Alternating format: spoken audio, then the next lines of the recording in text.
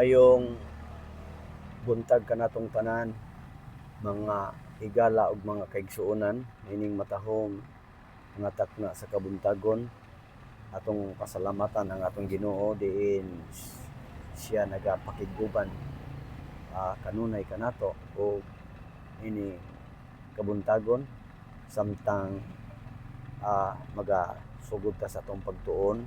Akong gihangyaw ang atong mga higala ug ang atong mga kaigsuonan alang sa atong opening prayer. Mahimayaon og dalay gud namong Amahan, ikaw ang Dios nga makagagahom sa walay katapusan ining takna sa kabuntagon.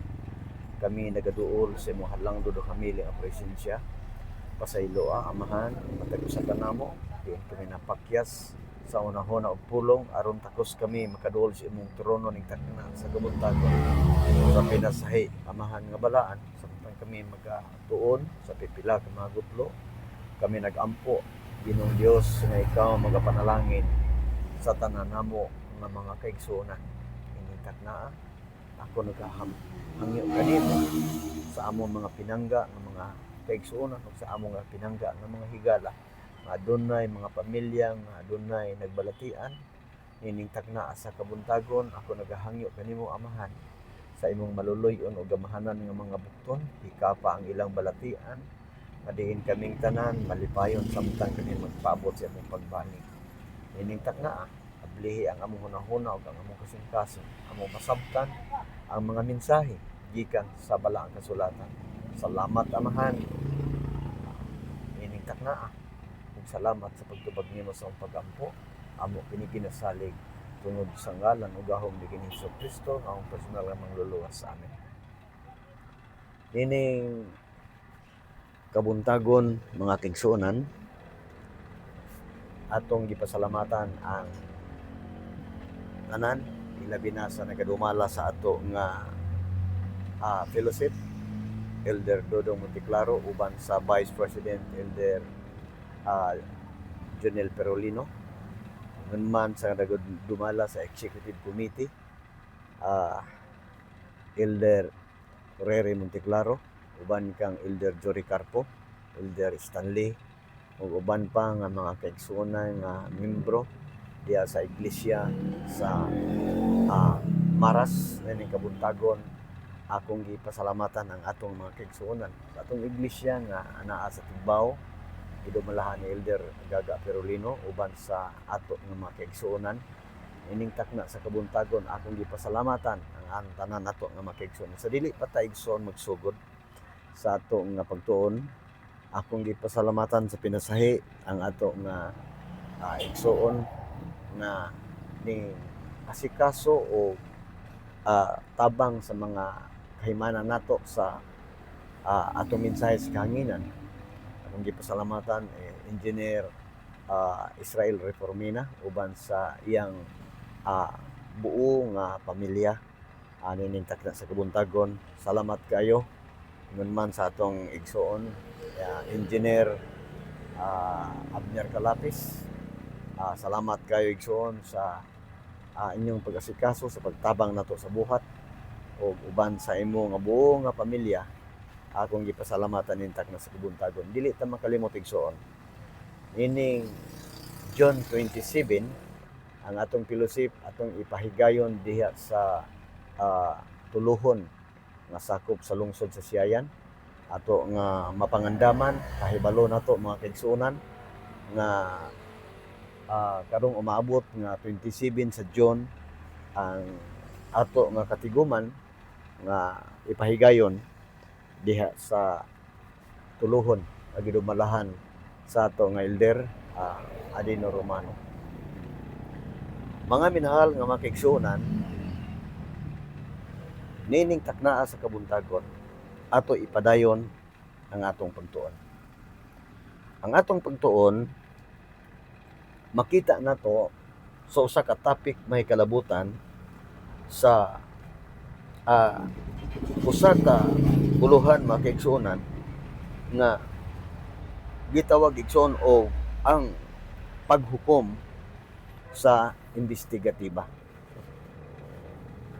Doon ay karoy gipa higayon igsuon alang sa atong pagtuon sa daghan nga mga pagtuon nga atong natun-an sa nang labay nato nga mga pagtuon atong na sinati mga kaigsuonan mahitungod sa ato ang pagkinabuhi nining katapusan nga mga adlaw tungod kay gusto sa atong Ginoo igsuon nga atong masayran unsa ka importante ug unsa ka bililhon ang atong lawas nga nagkinabuhi ta niining katapusan nga mga panahon na dig-up nato igsuon unsaon nato pagkinabuhi nga mahimong maampingan nato ang atong lawas mabiya nato igsuon ang uban nga mga bisyo sa kinabuhi ingon man sa pag-amping sa atong kaugalingon nga niining panahon na bawal ta magkasakit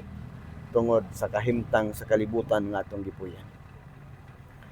Dinhi igsuon sa topic nga ato karon ipadayon. Usa ka topic may kalabutan sa investigative judgment.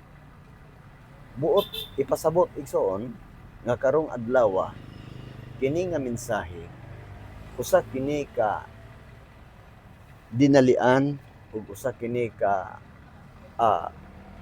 bililhon nga pagtuon tungod kay mao kini ang adlaw nga ato mapangandaman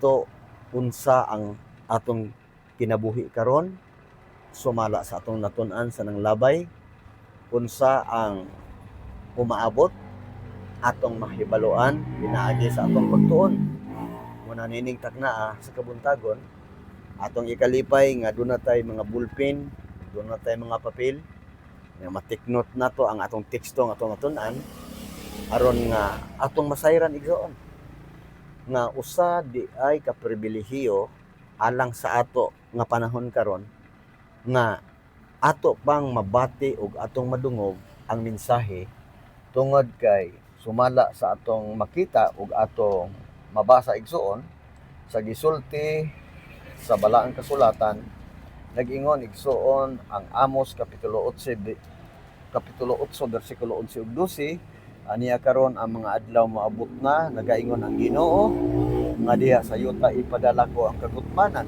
dili kagutmanan sa tinapay ni sa kauhaw sa tubig hinunua kagutmanan sa pagpatalinghog sa pulong sa Ginoo og sila magalaroy-laroy gikan sa usa ka dagat ngadto sa laing dagat gikan sa amihanan bisan pa ngadto sa timugan sila manalagan ngadto nganhi aron sa pagpangita sa pulong sa Ginoo og sila dili na makakaplag niini. But masabtan nato igsoon nga sa kalibutan nga atong gipuy-an karon samtang abri pa ang kaluwasan atong himuon ang usa ka bililhon nga pagtuon pipila lang ka mga gutlo ato nga pagtuon karon atong himuon igsuon nga sa atong pag-alagad karon masayra nato nga kanhi gisulat sa balaang kasulatan ang mga alagad sa Ginoo nga sila pitpol ug imong makita nganong gisulat ang ilang pagkinabuhi kaniadto tungod kay gusto nato nga masabtan ug masayran nga sa kalibutan karon nga atong gipuy-an ingon nga kita nagpuyo na niining katapusan nga mga panahon atong tan-awon ang gisulti igsuon sumala sa naon ng Korinto sa iyang kapitulo 10 bersikulo 11 nga nagkanayon ang balaang kasulatan kining mga butanga nahitabo kanila ingon nga pasidaan o gisulat ingon nga tugon alang kanato karon nga hingabtan sa katapusan sa kapanahonan gisulat igsuon ang ilang mga kadasig ug kalig-on yun sa nila igsuon pagkinabuhi ni adtong mga panahon aron makakuha di ta og pagtulun-an igsuon tungod kay kita naabtan nining katapusan nga mga adlaw. Makita nato nga dunay mga alagad sa Ginoo kaniadto ug sa mga alagad karon nga sumala pa sa balaang kasulatan. Imong makita nga dunay mga katawhan nga kaniadto sa ilang pagka kinabuhi, sa ilang pagpangalagad, wala makatagamtam og kamatayon, sila gilalin ngadto sa langit ng puloy-an. Imagine igsoon, atong tanawon kinsa kining naghimo igsoon og usa ka pag-alagad kaniadto, sumala sa mabasa nato igsoon sa ikaduhang hari kapitulo 2 dinhi sa iyahang bersikulo 1 ngadto sa 4, klaro og tinaw igsoon. Nagingon dinhi nga ang paglalin kang Elias, ang iyang Espiritu Santo nga diha kang Elias mikunsad ngadto kang Eliseo, ang iyang partner, ang iyang kauban. Busa si propeta Elias mga kaigsuonan, tungod sa iyang kalig-on o kadasig, sa iyang pagtuo o sa pag-alagad sa Ginoo, naghimo siya igsuon og pag-mensahe ngadto sa katawhan. Ang mensahe ni propeta Elias mga kaigsuonan nga makapadasig og makapalig-on sa mga tao nga nangaluya sa pagtuo sa Ginoo. Ug niadtong panahon matud pa sa kapitulo 2 bersikulo 1, og nahitabo sa diha nga buot sa Ginoo nga kuhaon si Elias pinaagi sa usa ka alimpulos ngadto sa langit,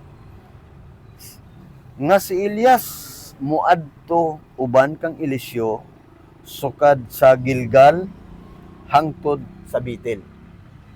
Dunay mga lugar nga iyang pag-adtuan ug mao ni ang plano sa Ginoo. Ang giadtuan ni propeta Elias mga kaigsuonan mao kining Gilgal, ug ang ikaduha mao kining Betel, ug ang ikatulo mao kining gitawag og Jericho, ug ang ikaupat mga kaigsuonan gitawag kini og didto sa Jordan nga dapit. Buot ipasabot nining panahon samtang nagmensahe si propeta Elias kauban kang Eliseo, sa kapitulo 2 sa bersikulo 11 nagingon, og nahitabo nga sa diha nga sila nga nagpadayon pa gayod og nagsulti ania karon may napakita nga usa ka karo nga kalayo og mga kabayo nga kalayo nga nanagbulag kanila sa usa ug usa. Si Elias mikayab ngadto sa langit pinaagi sa usa ka alimpulos. Imagine igsoon, makita ug maklaro nato nga dunay mga alagad kaniadto nga pitpul sila sa atong Ginoo, wala sila makatagamtam og kamatayon, gilalin sila ngadto sa langit ng puloy-an. Padayon ta. Sumala sa gisulti igsuon sa balaang kasulatan nga matud pa dinhi sa balaang kasulatan makigsuonan sa kapitulo 5 sa iyang bersikulo 21, ingon dinhi, og si Enoch lahi na pud ni nga alagad sa Ginoo. Si Enoch nakadangat og kanuman og 5 ka tuig og nanganak kang Metusela. Sa iyahang anak nakabaton si Enoch ug iyang kaugalingon nga pamilya, iyang anak sa nag-edad siya og 65. Padayon ta. Sa bersikulo 22, og naglakaw si Enoch kuyog sa Dios sa human siya manganak kang Metusela, og sa tutulo ka gatos katuig nanganak siya mga lalaki og mga babayi, ug ang tanan nga mga adlaw ni Enoch midangat og tutulo ka gatos og kanuman og 5 ka tuig. Mga kaigsuonan, kining usa ka propeta nga si propeta Enoch usa siya ka mensahero sa Ginoo. Si propeta Enoch naghatag siya og usa ka propesiya nga ang iyang gihimo mga kaigsunan nagpamatuod si propeta Enoch sa Judas kapitulo 1 bersikulo 14 nga nagkanayon mahitungod usab kanila si Enoch usa sa ikapitong kaliwatan gikan kang Adan naghimo og propesiya nga nag-ingon tan-awa ang Ginoo moabot uban sa iyang balaang mga panon.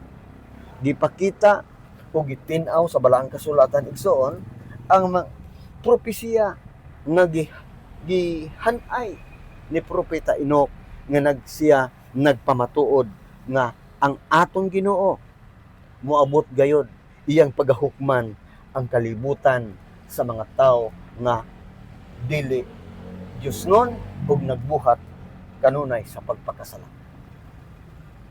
Klaro og tin-aw mga kaigsuonan nga girecord sa balaang kasulatan kung unsa ang ginabuhat ni propeta Enoch dinhi sa kalibutan nagmensahe siya.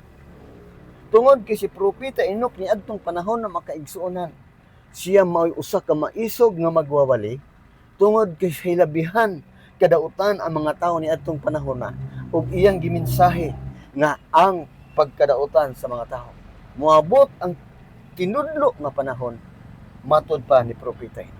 Ug tungod niining maong pagtuo nagpadayon igsoon ang Hebrewhanon kapitulo 11 bersikulo 5 unsa may giingon atong mabasa nga nagkanayon igsoon tungod sa pagtuo si Enoch gilalin ngadto sa langit aron siya dili makatagamtam sa kamatayon ug siya wala makaplagi kay gikuha man siya sa Dios sa wala pa siya kuhaa siya gipamatud-an nga nakapahimuot gayod sa Dios.